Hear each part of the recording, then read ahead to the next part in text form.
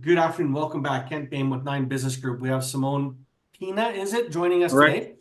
I can. Simone has three different businesses. I'm not sure which one to talk about. I think we might just end up talking about entrepreneurship, what entrepreneurship means to him. Simone, welcome to the program and tell us a little bit about your three companies, where you are and what you do. Hi there. I'm Simone Pinna. Thanks for having me here today. I'm the owner of Vision Concept Floor. It's a flooring store. Eco Cafe. It's a coffee shop, and then we just started a new company for some development of multifamily and some affordable housing. I originally come from Italy. I moved here in Canada about 10 years ago, and now I am a busy business owner, and I'm very proud of my businesses. You should be. And why did you get into business? I mean, it's not. I've met so many people who come to Alberta, they immigrate. We go to university, we get a law degree, we get accounting, we get something like that. What inspired you to leave high school, get your diploma, and then go into business? Or did you go to post-secondary education and then start entrepreneurship? How long have you been an entrepreneur? I've been an entrepreneur since 2017. I never did any high school. I started working very young.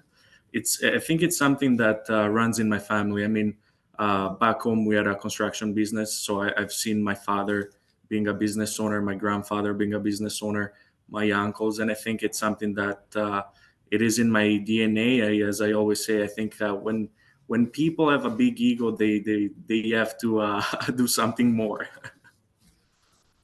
They have to put up or shut up, don't we? Exactly. Yeah. Exactly. You mentioned something before we hit record on what your experience was and some of your life experience in Italy. You Mhm. first immigrated to Vancouver, now Edmonton, and you said something kind of cute and poignant about Italy and why you're very comfortable here building a business versus there. Can you just recap that for us? Absolutely. So, like I always say, and that's what I said before. I said Italy is perfectly wrong. It's a beautiful country, but it doesn't offer as many opportunities as Canada. Now, being a young, ambitious, motivated individual, I felt the need to give something, to do something. And unfortunately, in Italy, you got to look at it at if you want to open a corporation, it takes up to 6 months. In Canada, within one day, you're incorporated, you have a GST number, you're ready to go and do some serious business, right? Not always the case, but good for you and also for walking the talk. So let's start with which business did you start first and why? You said flooring, Um, bakery, and a cafe, or is the cafe part of the bakery? Cafe and bakery, yeah, they're the same business. So that's the first one I started with my business partner in 2022. It was my brother's idea. He's a phenomenal baker. He was looking for a new commercial space to bring his new kitchen. He was expanding at the time.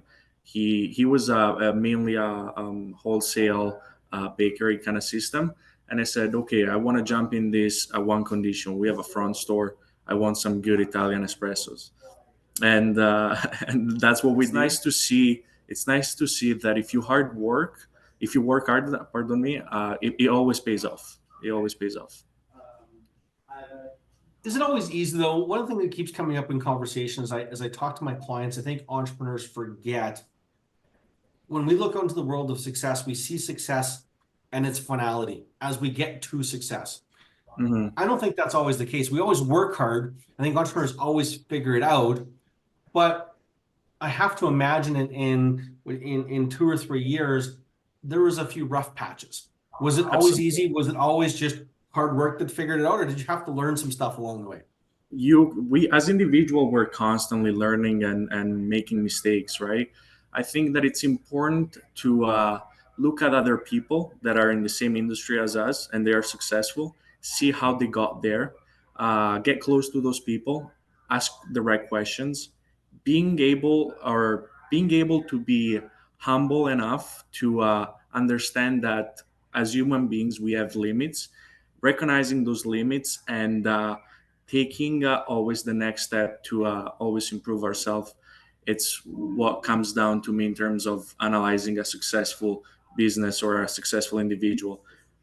We always have to put in the work, and we always need to we always must want it bad enough to make those changes within ourselves and our businesses. Couldn't have said it better myself. Thank you for that. Okay, bakery, espresso, I sort of get. Flooring. Why flooring? And what is it about flooring? And how did you end up there? So I was a floor layer for many years. And eventually I got to the point where nothing was motivating me on an installation wise enough. I got to do some beautiful multi-million dollar homes. I feel like in that industry, in that time of my life, I was looking for something more.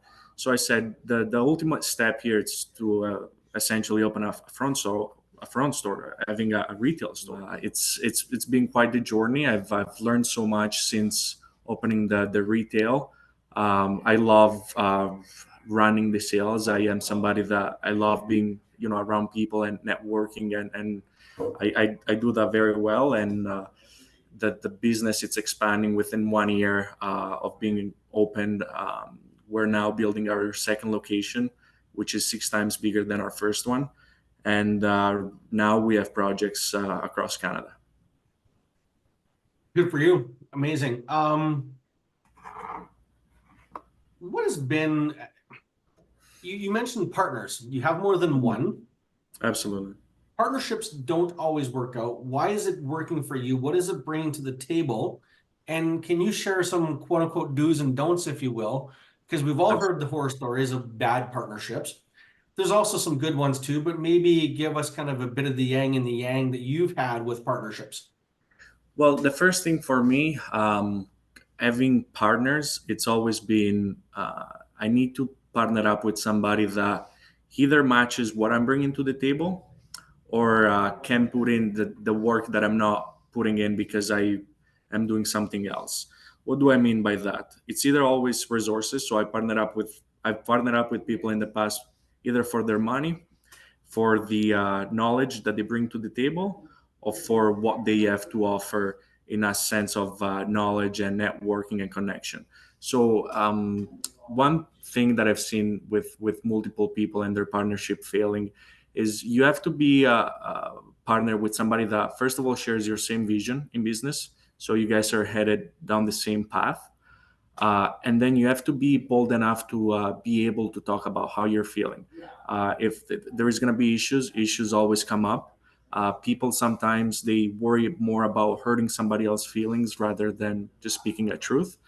And I think that as business people, it's never about our feelings being hurt, but it's about the end. What's our end goal. So I think that if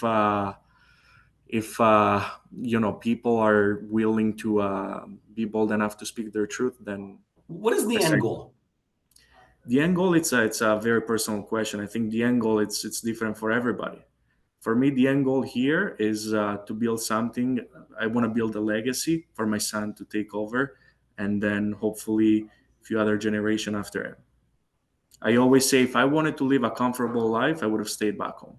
I came here. I have nothing to lose, everything to gain. I want to prove myself to everybody that is around me, and I truly want to show that I do have something to offer to the community. What is the difference for you between proving people right and proving people wrong? I Does think that mean that anything to you? absolutely. I think it comes down to the when we're able to prove. I don't think it necessarily comes to proving if we're right or wrong. It comes about proving ourselves and showing people that we are able to do something big. For me, it always comes down to ego. I gotta prove it to myself first that I'm able to do something. So every time I've set a goal, I have to achieve it. It doesn't matter how I'm getting there. I know I'm getting it done. I know I'm succeeding at it.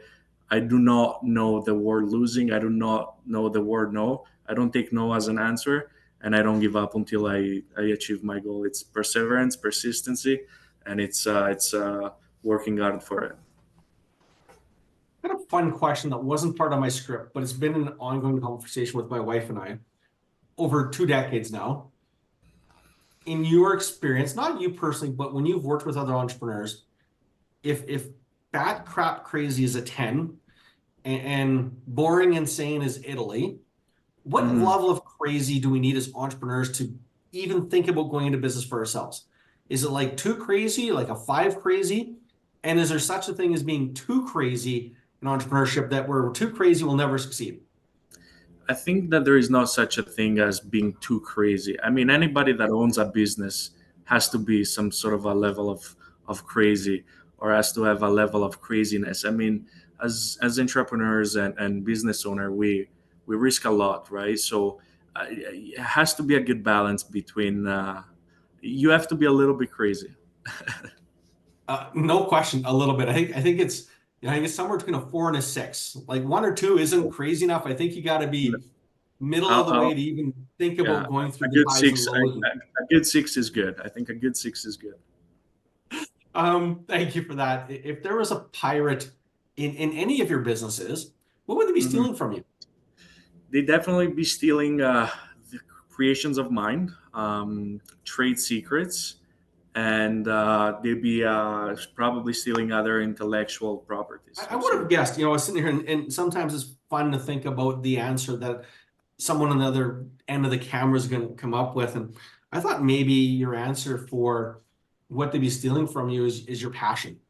You strike me as a very passionate guy. You have a big level fight in you, right? To mention before is like you don't know the answer of losing. You don't know what it means to lose or to not succeed. So that's kind of where I thought the pyro would have been stealing, but yours is good enough. So I like it. Passion is something that we can easily add in there. I think that I like that as an answer as well. But the first three things I can think is definitely, what's inside our brain and what we've done with it and our ideas, right? I mean, an idea, it never comes out as a perfect and final idea. You always have to work on it. But I think it starts with our brain and our mentality and our mind. So. Who's been has there been a person in your world that has been instrumental in your entrepreneurial journey? Or has it been a series of people you've met along the way that have kind of all influenced you? It's been multiple people's. I am privileged enough to work for some very successful entrepreneurs in Edmonton, and I was able enough to establish a bit of a personal connection with them, and I love spending time with these people for the reason that I get to ask some serious questions, and I always say I want to see how your brain is wired, right? I always put myself as I know that if whoever is on the other side, uh, a lot of the times a lot more successful than I am. I always say if that person is that successful, I know that within few years I can be just as equally successful or more successful. But I always look at it as how did he do it? What are the issues that he faced getting there? What are the challenges that he faced getting there? And I always like to ask strategic questions, and the only way you can do that is if you surround yourself with people that are better than you. Great insight, my friend. Thank you very much. The last and most important question for someone looking for a good Italian espresso, maybe some good Italian fine bakery goods, and or some new flooring. Where can they find you? How do we get more information? What part? Give us an address, a phone number. How do we find you? So we got Eco Cafe is located right on Jasper Avenue in the core of downtown. It's one of 551 Jasper Avenue. So if you guys have a sweet tooth, you want to try some serious coffee, you want to see some phenomenal pastries, then that's definitely the place to go. If you need some flooring, you can reach out Simone at 780-996-3698. We're currently located on 5722 75th Street, Northwest. But we're about to move to the West End to a much bigger showroom to better service our clients and customers. Great insight. Keep up the good work. Don't stop working hard, but maybe work more efficiently. We'll try. I always say if days have 30 hours in them, I'd probably have another business too. Or six. Me too. Exactly. Yeah. Thank you very much. Appreciate it. Thanks, Kent. Thank you.